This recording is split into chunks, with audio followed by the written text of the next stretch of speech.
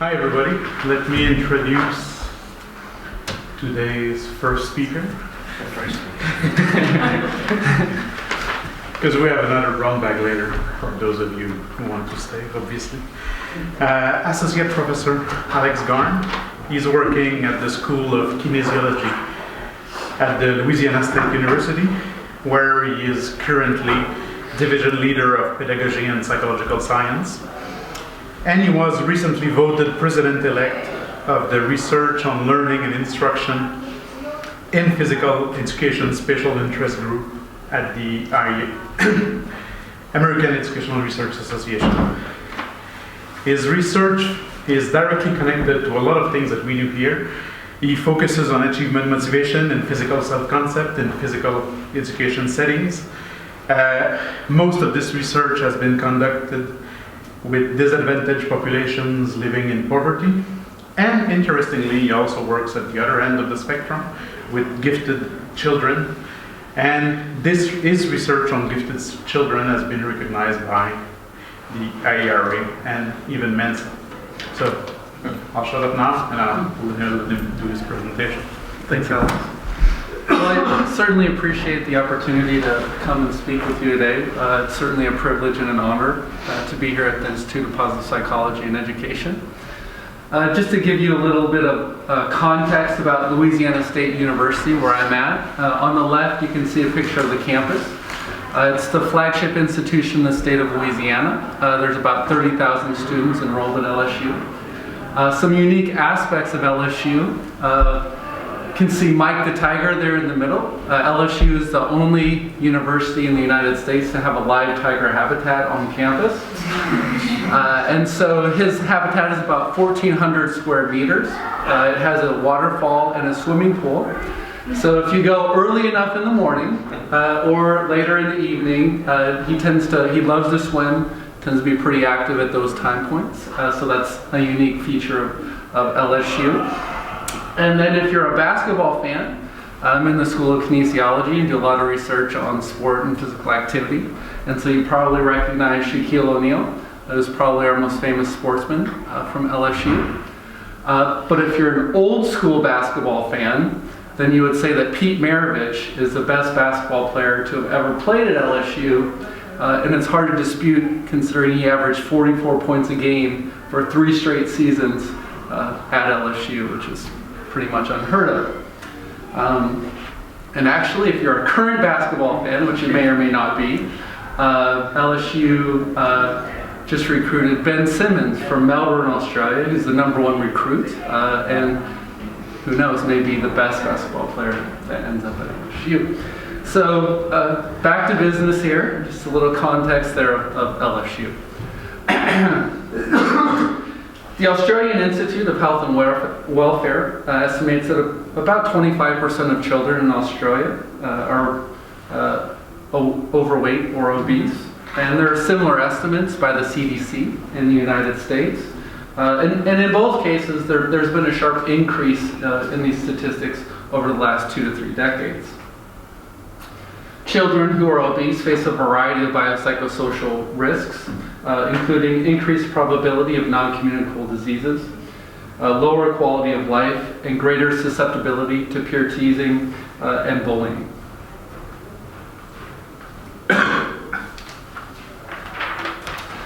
Body fat is a significant determinant of how individuals perceive their body, and there's been a great deal of research done on body image. If you look at the historical trends on body image, typically researchers tend to focus on the darker side of things, looking at body dissatisfaction and related outcomes to that. Oftentimes body image is framed as a female issue, and so you see samples a lot of times with female populations. And then oftentimes body image is examined either with adolescents going through puberty or with adults who have already gone through puberty. And so in this study, we kind of took a different frame of reference. And so we came at this issue with the assumption that positive self-perceptions of the body can have a powerful impact on health, and that body image and body self-perceptions are important to both boys and girls even before they go through puberty.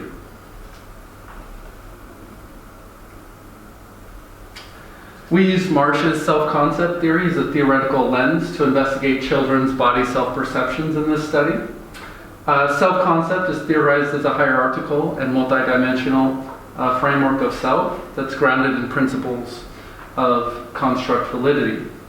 In this study, our focus was on physical self-concept and the physical self-description questionnaire, short version, which measures 11 different dimensions of self-concept at 3 different levels.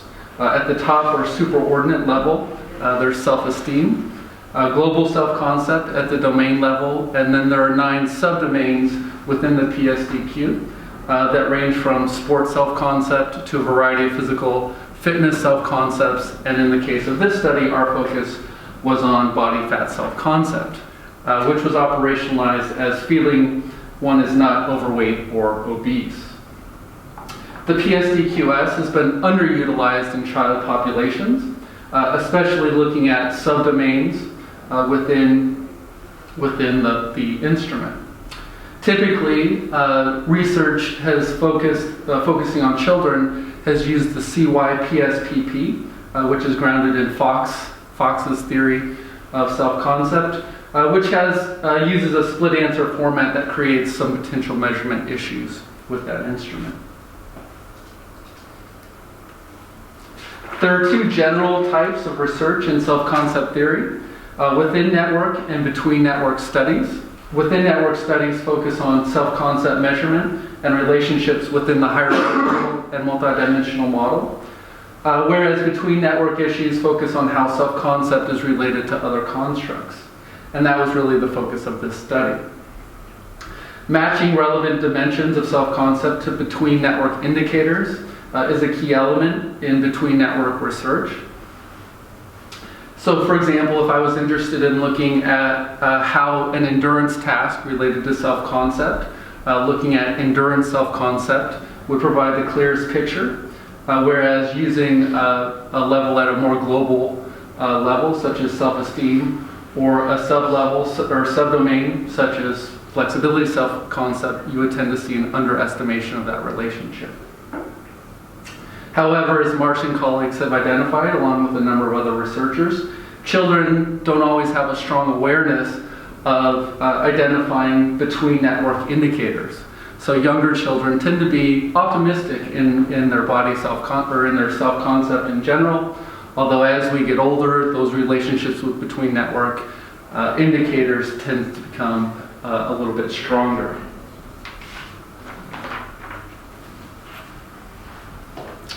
Previous research has established physical self-concept as both an antecedent and an outcome to health-related constructs. And there are really 2 hypotheses here. The self-enhancement hypothesis would suggest that individuals with higher levels of self-concept tend to seek out opportunities, situations that can increase that self-concept. And on the other hand, the skill development hypothesis where self-concept emerges from different types of behaviors and activities related to that self-concept.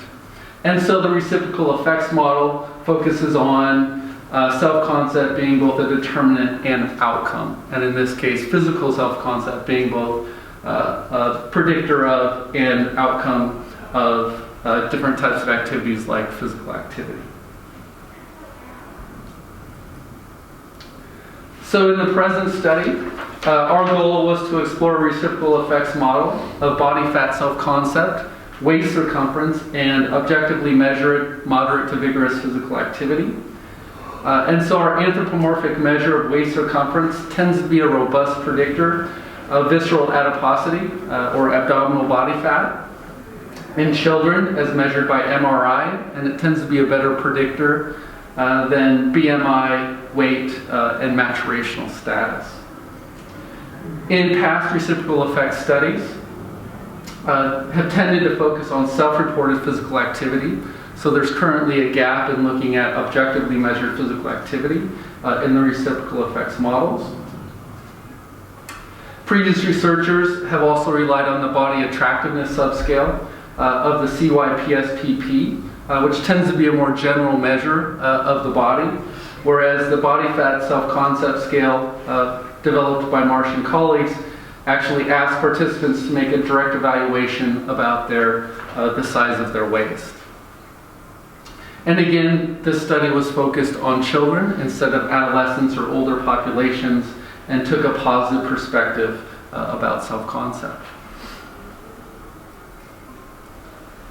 I'm not sure why that looks like that. Probably a PC to Apple issue. But as you can kind of tell on the bigger one, we have, this is just a simplified model of our reciprocal effects model. And you can see the auto-regressive paths in bold, kind of, which represent the relationships from time 1 and time 2 of our constructs. You can see the auto-regressive paths are represented with the dashed lines, and you can see where the red relationships represent potential negative relationships, where we're predicting that negative relationships are going to occur between higher levels of waist circumference and lower levels of moderate to vigorous physical activity and body fat self-concept. And then on the flip side of that, positive relationships between body fat self-concept and moderate to vigorous physical activity.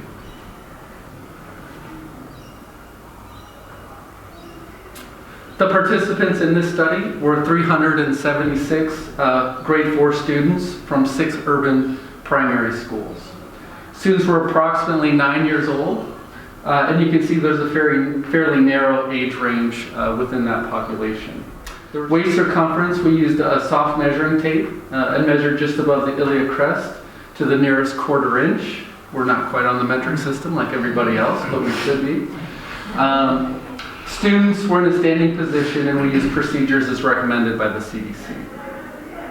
In school, moderate to vigorous physical activity was measured with Actigraph GT3X Plus accelerometers, which were set to 15-second epochs to capture children's physical activity.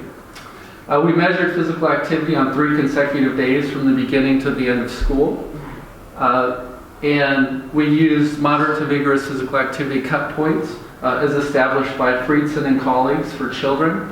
And so this variable represented the average minutes per day that students acquired during the school day across the 3 days.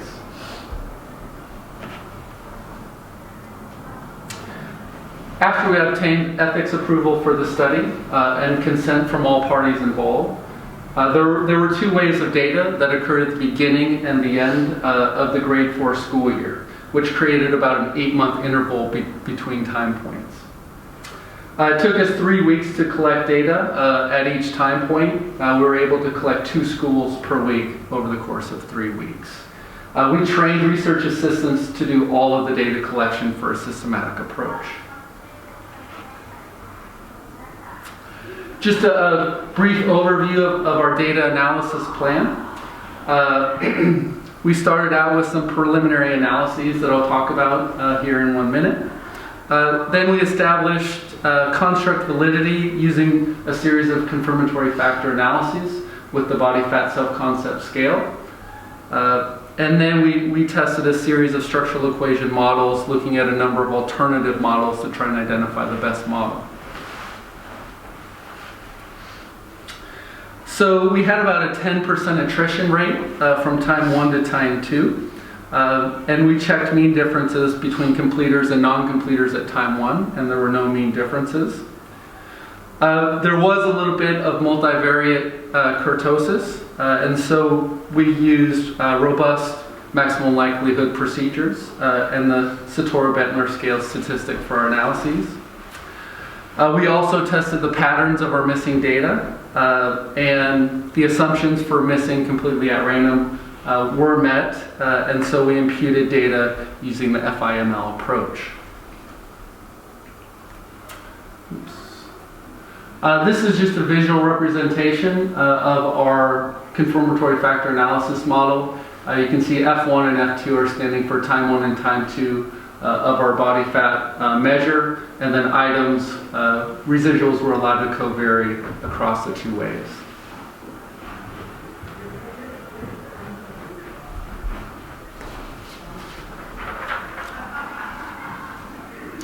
So we used a series of factor analysis to test for measurement and variance over time to ensure that we're measuring the same construct across 2 time points. Our standardized factor loadings range from 0.69 to 0.81 at time 1 and 0.88 to 0.93 at time 2. We used change in the comparative fit index to determine if invariance was supported.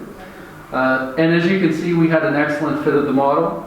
And our main focus here was establishing weak and strong invariance, which results supported. So based on these results and the composition of our model, that included both latent and observed variables, we tested our structural equation models with constrained factor loadings.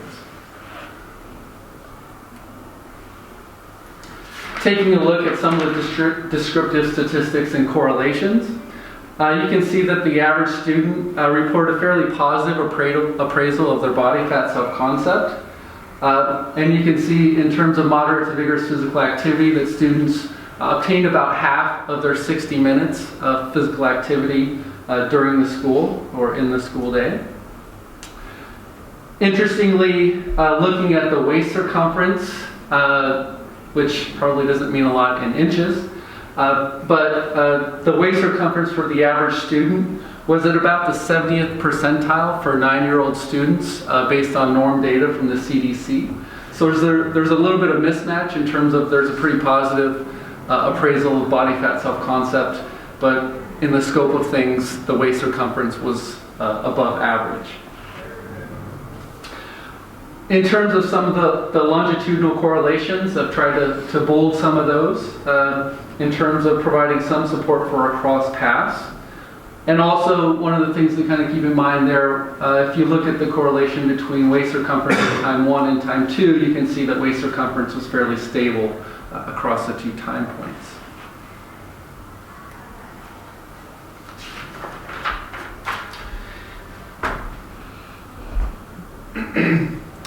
So we started with an auto-regressive model that didn't include any of the cross-paths to use as a null model for comparison purposes to alternative models. As you can see, the model produced a good fit. We followed that up with a full panel model, which included all cross-paths and represented that visual model that you kind of saw in the earlier slide. You saw it twice. Again, changes in CFI suggested that the panel model was a better fit than the autoregressive model. Because that model was clearly saturated, we pruned regression paths that were clearly non-significant, and I'll show you that in the next slide. Removal of these paths didn't undermine the fit of the model. Finally, we included a covariance model to determine the robustness of structural relationships. So we included gender, ethnicity, age, and school into the model to see if the relationships held. And so looking at the final pruned model, you can see that there were 2 significant cross paths, whereby body fat self-concept, or whereby waist circumference negatively predicted future body fat self-concept after accounting for previous body fat self-concept, and previous body fat self-concept predicted future in-school moderate to vigorous physical activity after accounting for previous moderate to vigorous physical activity. When we added covariates into the model, you can see that the main impact occurred with MBPA, which isn't overly surprising, with the biggest contributing factor being the school that the students attended. And I'll talk a little bit that as a limitation at the end of the presentation. Boys were slightly more active than girls, and black students were slightly less active than other race and ethnicities in the sample. Of note, though, the crosspaths between both body fat self-concept and moderate to vigorous physical activity and waist circumference and body fat self-concept remain statistically significant.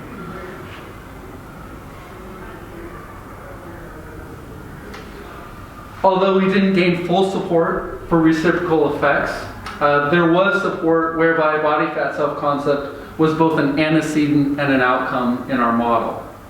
As Marsh and colleagues have noted in the past, children are not always adept at connecting self-concept with between-network indicators. And so from a developmental perspective, it's interesting that waist circumference was a negative predictor in these grade 4 students even before they had gone through puberty. Evidence supported a clear connection with this anthropomorphic measure. And so thus, while girls and boys may have different body ideals, a large waist appears to be undesirable for both.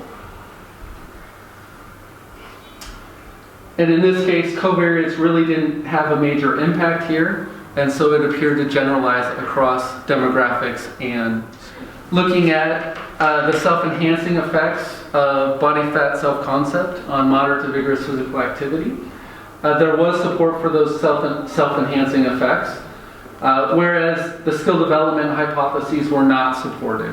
And I think that could be attributed to a variety of issues here. In previous research looking at physical self-concept and self-reported physical activity, the self-enhancing effects have tended to be stronger than the skill development effects. And so, kind of on the positive side here, these self-enhancing effects findings are pretty important, I think, because schools in general tend to be fairly sedentary places. And so even with constraints on moderate to vigorous physical activity, body fat self-concept appeared to be a psychological regulator of this health-enhancing behavior. Again, the school context may explain this as well in terms of the skill development effects, in that students may not just have gotten enough moderate to vigorous physical activity to have an impact on their body fat self-concept. I think another issue to talk about is self-reported versus objective measures of physical activity. In a recent study by Kavanaugh and colleagues, they revealed some fairly striking differences in the pattern of relationships between ability beliefs and self-reported physical activity versus objectively measured physical activity, whereby ability beliefs were significantly related to self-reported physical activity, but not to objectively measured physical activity in the same sample of early adolescents. Clearly, more research is needed to clarify the most accurate between-network relationship between objectively measured moderate to vigorous physical activity and body and physical self-concept, as well as relevant physical subdomains such as body fat self-concept. There were certainly limitations and future directions associated with this study that I would certainly like to highlight. Talked a little bit about the relationship between school and moderate to vigorous physical activity. So in this study, we didn't have a meaningful level 2 sample size to account for the nested structure of students within schools. We were only able to account for mean level differences. But evidence supported the fact that future research needs to scale up and use multi-level analysis to try and help explain the school level variability. Also, we only use 2 ways of data, which is really the minimum to do reciprocal effects model research. So incorporating more ways of data at developmentally strategic time points would certainly be beneficial to future research. We measured 3 days of in-school moderate to vigorous physical activity, which was kind of a decision based on resources and feasibility. We couldn't quite let those accelerometers go home, and we didn't quite have the resources to measure a full 7 days of physical activity. But certainly there's a need to explore 7 days of objectively measured active living physical activity with physical self-concept and relevant subdomains in future research. Finally, we didn't investigate intra-individual change in our study, which is an important part of getting the holistic picture between network relationships. And so I need to talk to Alex a little bit about autoregressive latent trajectory analysis to try and get better understanding of kind of that combined individual difference and intra-individual difference relationships.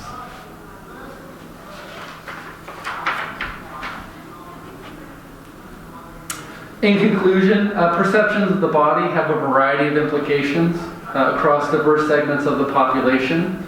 I think from a positive psychology standpoint, the self-enhancing effects of body fat self-concept on objectively measured moderate to vigorous physical activity represents a finding that highlights the powerful nature of positive body self-perceptions. This seems especially important for children because of the increasing rates of overweight and obesity reported at in both national and international epidemiology research. Subdomains of self-concept tend to be considered an easier construct to target and change compared to global measures of self-concept, anthropomorphic measures, and behavioral measures. In that future health interventions can capitalize on some of the strategies that we know about that can enhance self-concept, such as emphasizing cooperation, encouraging and using positive feedback, and targeting students with the lowest levels of self-concept. And then finally, providing children with direct educational experiences that focus on body awareness and acceptance and prevention of weight-related teasing could certainly enhance levels of body fat self-concept as well. A lot of people I need to thank. I'd like to acknowledge Jeffrey Martin, Aaron Centeo, Bo Shen, and Nate McCautry for their assistance on this particular project. I'd also like to thank Blue Cross and Blue Shield of Michigan Foundation, which provided some financial assistance for this project. Certainly would like to thank Alex and Chris and everyone here at ACU, at the Institute. And so at this time, I would love to answer questions and open up the discussion.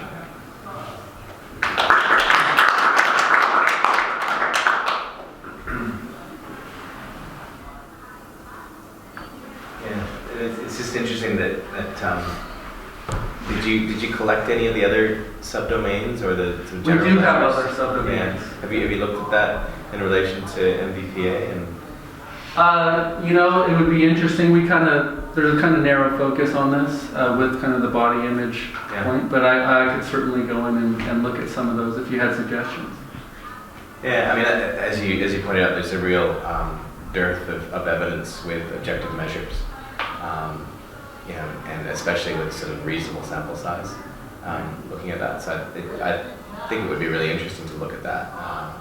We've just collected some adolescent data with a pretty reasonable sample of objective data, and just had an honor student who started picking apart some of this, and he certainly found evidence of some reciprocal effects even with the objective BPA. With physical self-concept. Yeah. Okay. Yeah. So we haven't explored any of the sort of subdomains yet, and Alex is gonna cast his wand over the data at some point and look at some of the more sort of. Yeah, I mean, the honor student obviously wasn't up to the challenge of all that analysis, but we'll be looking at that. But sort of the rough analysis suggested there were some reciprocal effects there. So, and as you said, sort of in the beginning of your talk, which subdomain of self-concept you're looking at is probably pretty important. Yeah, absolutely. And I think there are a couple questions in terms of I think there are some benefits to looking at subdomains in that there is some research by Lynn Wall and colleagues that suggests that the subdomains tend to be a little bit more malleable. And so in terms of targeting interventions, trying to find those concepts that are the easiest to change, even though, like we talked about, none of these are easy to change. Sure. That there are some benefits on that side. The majority of the research has looked at the global physical, and so I think there's some potential in both. I just thought with the waist circumference, it kind of was a nice kind of fit together to have that anthropomorphic measure behavior that helps us understand maintaining weight and body fat, and then the self-perceptions was kind of the rationale. No, it's great. Very good. Yeah, I'll follow up on that. as you said, the physical self-concept has multiple dimensions. Absolutely. And this is one of the subdomains. What we know is that each subdomain are differently salient for everyone. So for me, some subdomains are more important than others, like physical strength, I don't really care. So research looking at these kind of issues has been very complicated, because how do you know which subdomains is more important? So we can look at ideals, we can look at importance, we can look at cultural standards. Ideals and importance, we've done a lot of research with Herb and Francesca Scalas recently, and we reanalyzed some data from Lindwall, showing that ideals and importance do not really work well. But interestingly, one of the specific area where ideals seem to have an effect is with silhouette matching task. When you have silhouettes and you pick the one that most resemble you and your ideal. And this seems, and it's very close to body fat self-concept because it's a silhouette. Right. So the other thing that we found is that even if importance weighted average model with interaction do not work very well, we found support for a kind of group norm model of importance. So depending on the importance attributed to specific domains for specific subgroups, it will be more or less important. And your population includes a substantial amount of African American. Mm-hmm. And in the other paper that you cite, the autoregressive latent trajectory, we found a clear interaction between gender, puberty, and culture. And I'm wondering whether all of these come to explain the fact that you don't get a lot of effect. And I wonder if it's because you focus on body fat self-concept versus other dimensions. So to make a long story short, if you ask me, I would say that I'm fat, or that I'm not fat, and this impacts the exercise that I do. And if, in fact, I have a belly, then I will tell you later on that I'm fatter. That's one thing.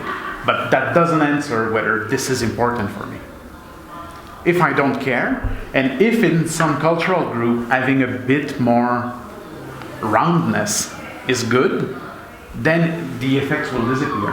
So the question of which other self-concept domain you can add, I would probably pick the global physical self-concept scale. And add the global to the now. And add it to see if it explains something more. You could get the body and the physical appearance one, but it will still be a subdomain. So if you pick another subdomain, then why not sport? Why not this one? Why not this one? But the global one to see if there's maybe. But I'm only trying, and it's unfortunate that your sample is not bigger, because I would have split that according to gender. Because that's I'm sure you'll get a difference, especially with this population. Gender differences in the body fat self-concept. In the relationship. In the relationships. Yeah. I'm sure they you'll would get something, but the sample size will be probably too small. So I need to scale up, basically, or we need to scale up. You can always try it, because it's not. Yeah, really, we can certainly test that. It's not a really complicated model, right. Meaning that it's latent, but you only get 3 items at each point, and the rest is manifest. So if it was a fully latent model with many indicators, with, I don't know, the full PSDQ, with all of the dimension, then it will crash. But with this, maybe, I don't know. Yeah. So basically add kind of a multi-group approach between gender to the model. Is that what you're thinking? If it works, it may crash. It doesn't implode. Which is really, it's possible that everything will crash, but yeah, maybe. Okay. How big is the sample size? It's 376. Oh. And do you have the results from the unturned model to hand? I mean, this is part of the problem with non-hypothesis testing. Just the full panel. Yeah. Do you have the individual path estimates? Like, so in other words, the ones that weren't significant, what was the effect size? I couldn't tell you off the top of my head, but I'm sure I have. Because I mean, part of the problem for example, is, those self-concept measures are so reliable that sometimes going latent, especially in a really small sample, costs you rather than buys you something. So, it's possible that you're not finding the effects here, but the effects are kind of still there. They're just being hidden by. When you say reliable, internally consistent. So Just the stability where they're. No, I'm talking about the measurement structure. So, if all of the loadings are like 0.95 or something like that, you're estimating additional parameters that you don't really need. Yeah. Yeah, if it's really reliable and well defined, And it looks like it. Yeah.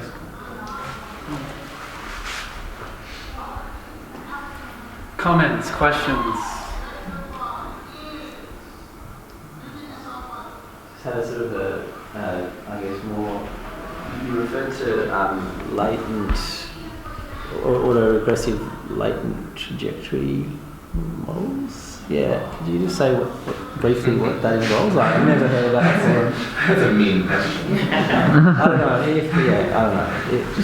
I think Alex is probably the one who should explain that to you, but my basic understanding, and it's very basic, is essentially it's kind of interjecting a latent curve model, where you can also account for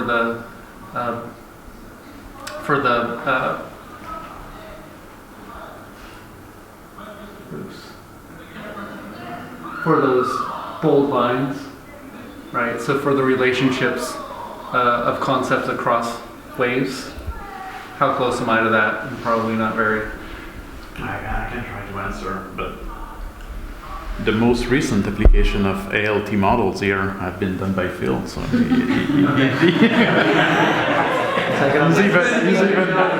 met with Andrew Martin yesterday to give his regard.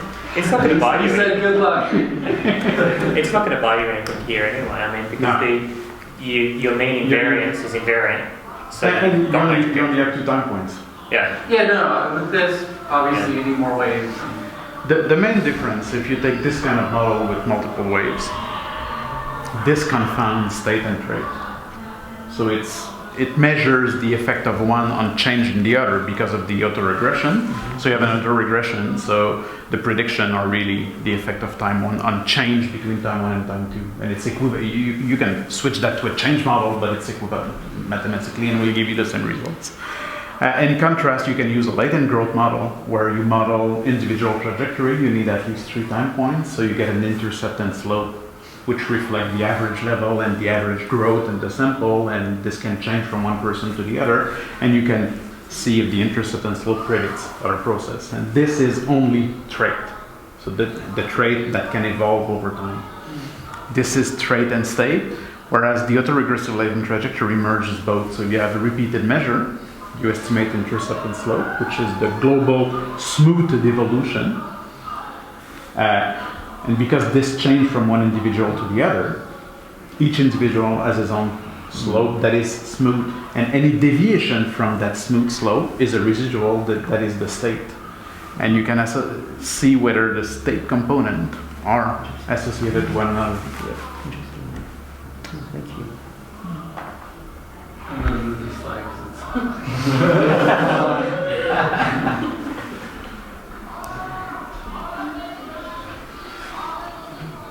And is this published? I'm just finishing up the touches on the manuscript, but I'm probably going to go back in and look at the physical self-concept. And so it's mainly written in this format, but I figured I was coming here, and so I certainly appreciated getting feedback here before I submitted it.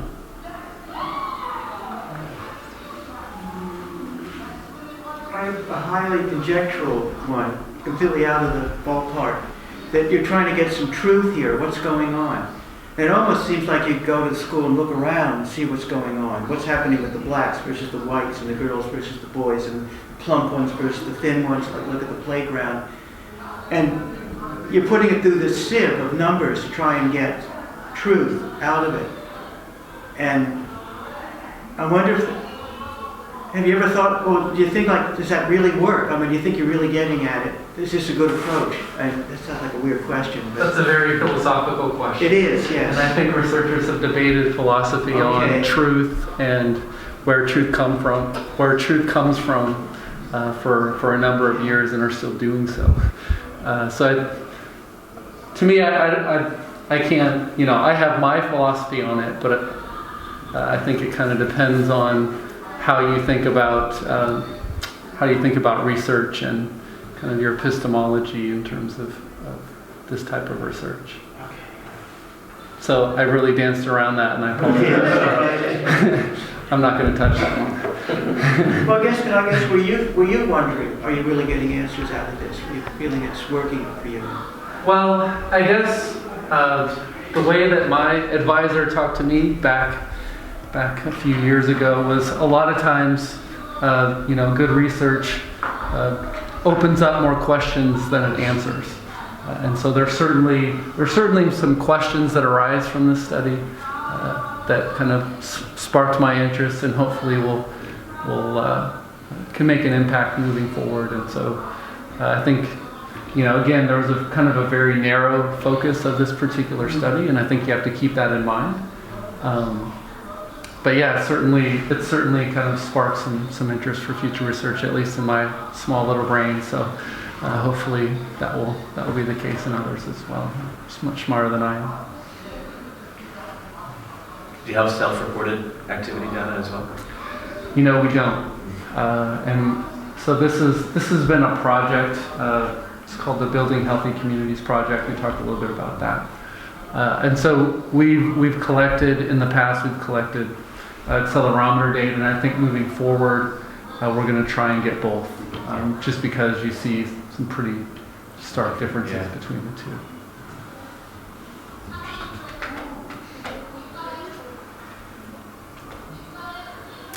Well, I certainly appreciate the opportunity to speak with you today. It was a real pleasure. Thanks. Yep. And just for those who don't know it, I don't know if you mentioned it in your introduction, Alex is around Sydney quite frequently. His wife works at UNSW, so if you want to have any meetings with Alex at any point, I'm sure you can make time to come in and see it. Feel free to email me anytime. I know Alex has my email, and certainly would love to open dialogue with anybody who's interested. Thanks, Alex. Thank you. Thank you.